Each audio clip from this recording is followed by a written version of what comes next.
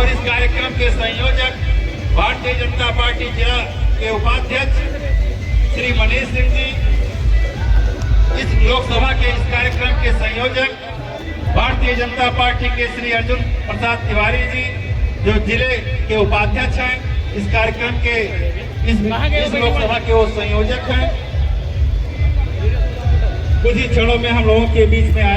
जब गोंडा आए थे, किस तरह का कार्यक्रम? पूरे भारत में आधुनिक भारत के निर्माता लौह पुरुष सरदार पटेल को अभिनंदन करते हुए एकता यात्रा निकल रही है। ये पूरा पखवाड़ा है। पखवाड़े में कोई विधानसभा नहीं छूटेगी जिस विधानसभा में उनकी चर्चा, उनकी चिंता न हो। देश को एकता के सूत्र में बांधने का जो उन्होंने एक व्रत लिया था, उसी व्रत का अनुपालन करते हुए हम सब लोग सारी विधानसभाओं में बढ़ा रहे हैं। अच्छा, अभी आपने मन से कहा कि पढ़े लिखे लोग अब आतंकवादी में शामिल हो रहे हैं। कहाँ देश जा रहा है भारत? अब अच्छे पढ़े लिखे डॉक्टर इस घटना में शामिल हो रहे हैं, क्या संदेश जा रहा है? आप सब विद्वान हैं, इस दिशा में जानते हैं, और देश बहुत ही सतर्क है, उस दिशा में भी सोच रहा है। जिन डॉक्टरों को भगवान कहा जाता था, वो डॉक्टर निर्दोषों की जान ले रहे हैं, आतंकी घटनाओं में शामिल हो रहे हैं, क्या कहेंगे आप? बहुत ही दुखद है। आप चिंता कर रहे हैं, इसका मतलब पूरा देश चिंता कर रहा है, और किसी न किसी प्रकार इन सारी मनोवृत्तियों का जवाब तैयार है। जिस 12 साल में लेकिन कांग्रेस नहीं चिंता कर रही है ना। कांग्रेस तो सरकार पर आरोप लगा रही है। कांग्रेस नहीं देख रही है ना कि पढ़े लिखे लोग डॉक्टर हैं, आतंकवादी बने जा रहे हैं।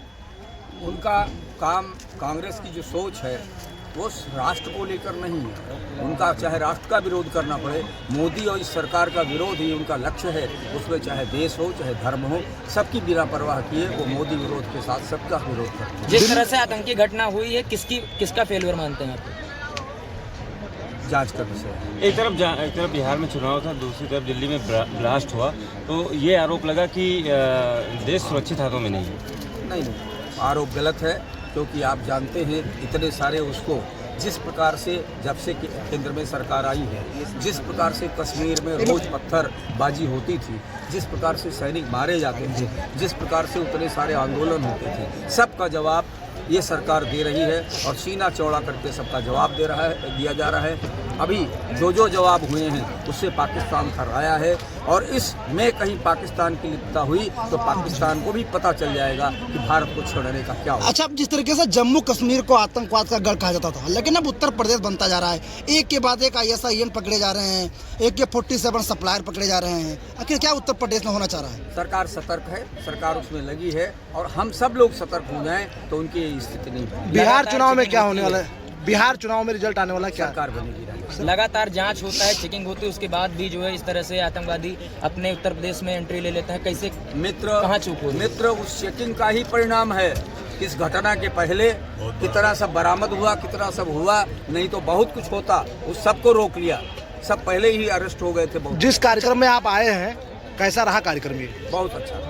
भीड़ के आपको बता रहे कहीं फंस गए थे, क्या था? अब स्वाभाविक है, जब हम पीछे आ रहे थे तो इतनी अपार भीड़ थी, मैं तो फंस गया, लेकिन बुरा नहीं लगा। ये सोचकर बहुत अच्छी संख्या है, उसके पीछे मैं चल रहा हूँ। अभी अगुवाई करूँगा, लेकिन अभी पीछे चल। जिस तरीके से विधायक लगभग 10 किलोमीटर पैदल चले, क्या संदेश देंगे आप और विधायकों को? हर विधायक को 8 किलोमीटर, 10 किलोमीटर, 5 किलोमीटर चलना है। सब चल रहे हैं, और इनसे प्रेरणा लें, हम कहेंगे। सीएम योगी ने हर विद्यालयों में वंदे मातरम गीत को गाना अनिवार्य कर दिया है। अब अखिलेश यादव उसको संविधान के खिलाफ बता रहे हैं, कह रहे हैं कोई गीत गाए या ना गाए उसकी मर्जी। संविधान को डिफाइन करने का काम अखिलेश जी के पास नहीं है, देश के सबके पास है, और उसके बाद सुप्रीम कोर्ट के पास। ठीक, थैंक यू।